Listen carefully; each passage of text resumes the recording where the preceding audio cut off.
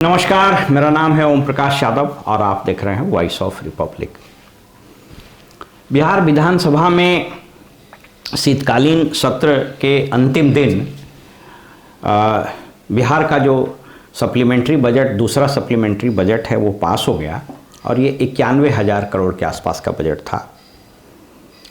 आश्चर्य मुझे इस सप्लीमेंट्री बजट पर भाषण देने के क्रम में विपक्षी दल के नेताओं पर हुआ।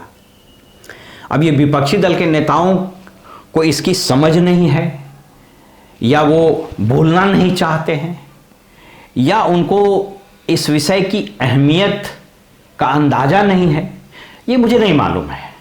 लेकिन मैं सिर्फ आपको कुछ आंकड़ों को बता देता हूं कि ये कितना महत्वपूर्ण विषय था, जिस पर नेता प्रतिपक्ष को बोलना था। तो खैर नेता प्रतिपक्ष तो है ही नहीं, तो यूरोप चले गए हैं घूमने या मालदीव चले गए, मुझको नहीं मालूम।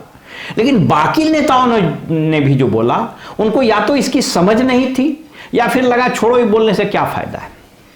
देखिए मैं क्या बताना चाहता हूं, अब ध्यान से सुनिएगा। बिहार में जो जनरल बजट फरवरी में आया था 2025 में, 2025-26 का, वो लगभग 3,17,000 करोड़ का था। पहला सप्लीमेंट्री बजट जुलाई 2025 में आया, जो लगभग 58,000 करोड़ का था। और अभी जो तीसरा सप्लीमेंट्री बजट आया है, ये 91,000 करोड़ का। तीनों को जोड़ दीजिए, ये लगभग 4,67,000 करोड़, 4.67 लाख करोड़ का बजट। सप्लीमेंट्री बजट में पैसा कहां से आएगा, इसकी चर्चा नहीं रहती है सामान्य तौर पर। तो जनरल बजट में जो चर्चा है रिसीट का, वो उसको आपको बता देते हैं। इस राज्य का अपना कर, टैक्स से पैसा आता है, वो लगभग 59-60,000 करोड़ के आसपास। जो नॉन टैक्स से पैसा आता है, नॉन टैक्स का मतलब गिट्टी, बालू, फाइन, सेस, चलान वलान सब मिला के वो लगभग 8200 करोड़। दोनों को जोड़ दीजिए तो मोटे तौर पर आप 60,000 और 10,000 मान लीजिए तो 70,000 करोड़। टैक्स से इनको आता है लगभग 58-59, मतलब 60,000 करोड़ मान लीजिए। 60,000 इसको 10 मान लीजिए तो 70,000 करोड़। भारत सरकार से पैसा आने की गुंजाइश है लगभग 1,38,000 करोड़। तो ये दोनों को जोड़ दीजिए तो 2,10,000 से 15,000 करोड़ के आसपास। अब तो और बढ़ा देते हैं, 2.25 लाख करोड़। अब 4,67,000 करोड़ रुपया खर्च होना है और आपके पास पैसा है 2,20,000 से 25,000 करोड़।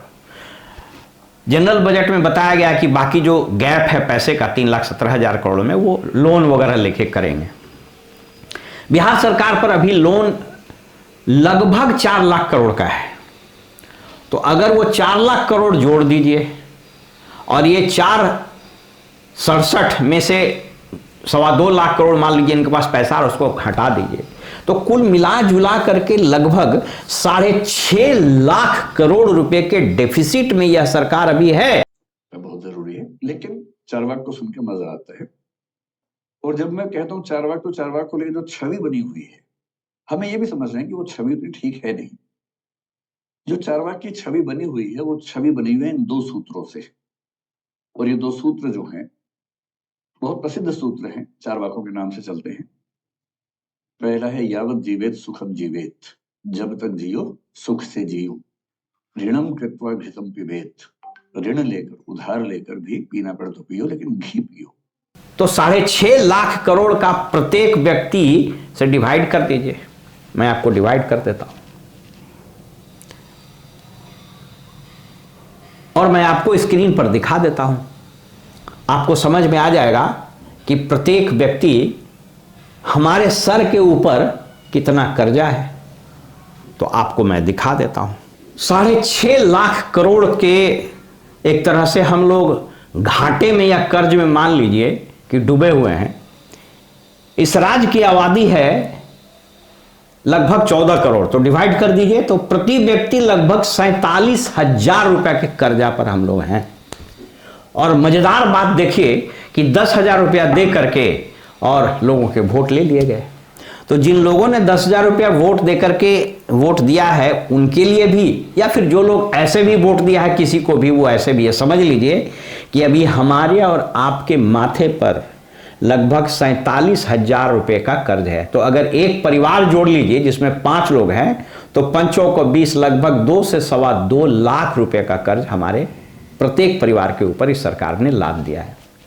इतने महत्वपूर्ण विषय पर किसी भी व्यक्ति ने, सत्तारूढ़ को तो छोड़ दीजिए तो बोलेगा ही नहीं, लेकिन विपक्ष के किसी दल ने, ना तो आरजेडी ने, ना तो एमआईएम ने, ना तो आईपी गुप्ता की पार्टी ने, ना तो कम्युनिस्टों ने, किसी ने इस पर चर्चा नहीं की कि साहब ये आप 4.5 लाख का बजट हो गया आपका इसी साल, 2 लाख करोड़ रुपया आप पर ऑलरेडी कर्जा है, फिर अगले साल भी बजट आना है, तो ये मैं उसको छोड़ दूं, अगर कर्जे को भी छोड़ दूं तो ये 4.5 लाख करोड़ रुपया आप लाइएगा कहां से? और अभी जो सप्लीमेंट्री की बात खाली कर, जनरल बजट को छोड़ भी दे तो सप्लीमेंट्री दोनों को जोड़ दीजिए तो 1.5 लाख करोड़ रुपया ये लाइएगा कहां से? इस पर किसी ने कोई चर्चा नहीं की, किसी ने कोई बात नहीं उठाया। और मजेदार बात है कि वित्त मंत्री ने इस पर भी कोई बात नहीं की कि फर्स्ट सप्लीमेंट्री 58,000 करोड़ और सेकेंड सप्लीमेंट्री 91,000 करोड़ दोनों मिला दीजिए तो लगभग आपको 1.5 लाख करोड़ के आसपास हो जाता। तो 1.5 लाख करोड़ रुपया आप लाइएगा कहां से? इसलिए देहात में वो कहावत बड़ा चलता था कि कुछ नहीं, कंबल ओढ़ के घी पीजिए। और वही मॉडर्न सोसाइटी में क्रेडिट कार्ड क्या है? क्रेडिट कार्ड कुछ नहीं है। क्रेडिट कार्ड है कि जो हमको इंस्पायर करता है, हमको मोटिवेट करता है कि चिंता नहीं कीजिए, क्रेडिट कार्ड लीजिए, कर्जा से सामान खरीदिए और मौज कीजिए। तो हम और आप इस राज्य में वैसे ही रह रहे हैं, ऐसे ही लाम काफ और ताम झाम जो आप देख रहे हैं वो कुछ नहीं, कर्जा लेकर के घी पीने वाली स्थिति है। तो भाई कर्जा भी लीजिए, घी भी पीजिए, और अभी तो जाड़ा आ गया इसलिए कंबल और रजाई लेकर के ओढ़ के सो जाइए। आप भी सोइए, हम भी सोते हैं, इसलिए हमको दीजिए इजाजत।